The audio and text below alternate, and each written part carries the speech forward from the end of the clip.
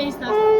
कंस ने एक राक्षस भेजा था बत्सासुर, जो कंस का चचेरा भाई था। वो आया गाय के बछड़े के रूप में और जाकर भगवान की गाय में मिल गया। भगवान ने देखा ये तो कोई राक्षस है, तो भगवान ने उसका वध कर दिया। तो बाल बाल कहने लगे, कन्हैया तूने गाय के बछड़े की हत्या कर दी, तू गौ हत्यारा हो गया, तुझे सभी तीर्थों का स्नान करना है। तो ठाकुर जी ने सभी तीर्थों को यहीं पर बुलाया भांडीर।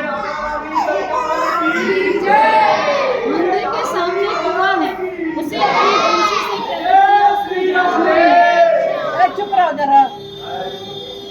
उसमें विराजमान हुए। तो सभी तीर्थों ने अपना रूप करके भगवान को स्नान कराया।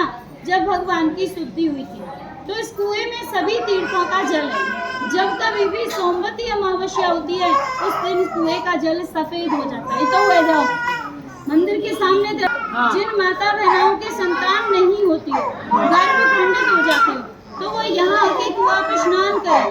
इस मंदिर में मनोकामना बोली उन्हें संतान की प्राप्ति होती है।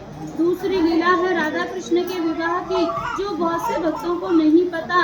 राधा कृष्ण की शादी हुई, पता इसलिए नहीं क्योंकि ज्यादातर भक्त भागवत में इसके बारे में कोई जानकारी नहीं है। हमारे 18 पुराण है, उनमें से एक आता है ब्रह्मदेव पुराण। उसमें दिया हुआ है, जब एक दिन कन्हैया जी और राधा रानी इस स्थान पर आए, तो उन्हीं की माया से यहाँ पे हजारों खम्भों का मंडप प्रकट हुआ। उसमें सभी खम्भे सोने के थे, जो रतन मोतियों से सुशोभित हो रहे थे। बीच में एक सिंहासन था, वह भी सोने का था। उस पर चढ़ने के लिए 7 सीढ़ियां थी। तो राधा कृष्ण दोनों से सिंहासन पर विराजमान हुए। तभी ब्रह्मलोक से ब्रह्मा जी आते और अपने कमंडल में से जल लेके राधा रानी के श्री चरण कमलों को धोते हैं और उनसे उनके चरणों की भक्ति का वरदान प्राप्त करते हैं। फिर पूरी वैदिक रीति से उन दोनों का विवाह कराते हैं। तो विवाह में सारी रीतियां हुई थी, जैसे वेद मंत्रों की, हवन की, फेराओं की। तो लास्ट में विधि होती है मांग में सिंदूर भरने की। जब तक सिंदूर नहीं भरा जाता, शादी मान्य नहीं होती है। तो जब ब्रह्मा जी ने कान्हा जी के हाथों से राधा रानी की मांग में सिंदूर भरवाया, तो यहाँ पे उसी छवि के दर्शन है। यहाँ पे ठाकुर जी राधा रानी की मांग में सिंदूर भरते हुए, हाथ देखो ठाकुर जी का, राधा रानी के सिर के ऊपर हाथ है, चुटकी बनी हुई है हाथ में इस तरीके से। ये पूरे विश्व का एक ही मंदिर है जो भगवान के ऐसे अद्भुत शादी के दर्शन यहाँ भांडीर वन में होते हैं। नहीं तो जहाँ भी दर्शन करोगे बंसी बजाते हुए करोगे। यहाँ पे ठाकुर जी के हाथ में बंसी नहीं है, सिंदूर है, मांग भरते हुए। सिंदूर भरने के बाद में जो ब्रह्मा जी थे वो ब्रह्मलोक को चले गए, जो देवी देवता थे वो देवलोक को चले गए। जो उनकी माया से मंडप प्रकट हुआ था वो भी यहाँ से अलोप हो गया।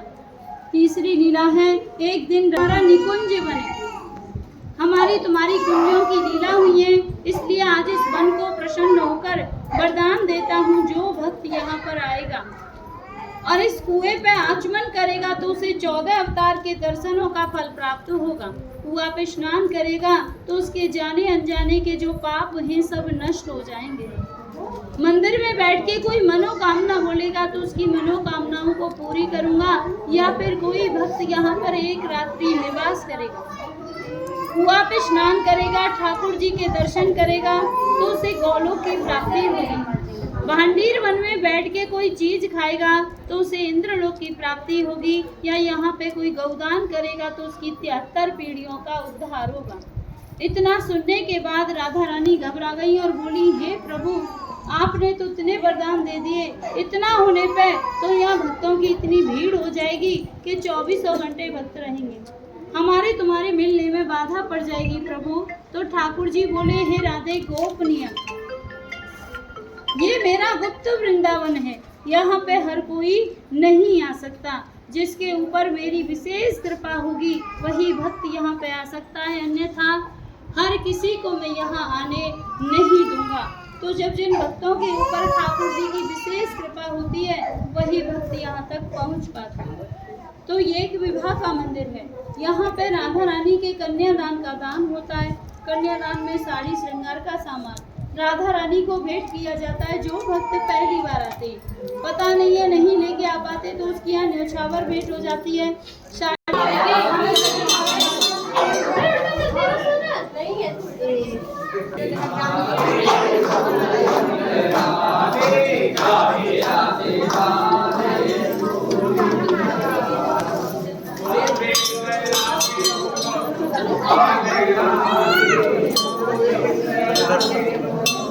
जे